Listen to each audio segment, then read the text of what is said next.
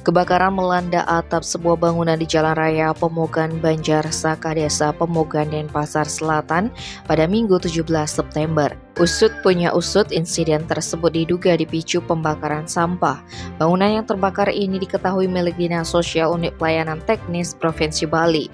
Kasih-Humas Polresta Denpasar AKP Ketut Sukadi menerangkan, peristiwa bermula ketika seorang ibu-ibu bernama Waidah 51 tahun sedang bersih-bersih di lahan milik wanita bernama Hidayah sebelah gedung Dinsos Bali. Saat saksi membakar sampah, api dengan cepat membesar, bahkan api merembet dan membakar atap bangunan Dinsos. Melihat peristiwa itu, Waidah pun panik dan meminta pertolongan kepada pria bernama Putu Yogi Arta 39 tahun. Lalu pria itu menghubungi pemadam kebakaran BPBD Kota Denpasar. Tak berselang lama, 2 unit mobil pemadam kebakaran tiba di lokasi. Amukan si jago merah akhirnya dapat dipadamkan sekitar pukul 12:45. Terlihat sebagian atap bangunan Dinsos hangus akibat kejadian ini. Tim Bali Express melaporkan.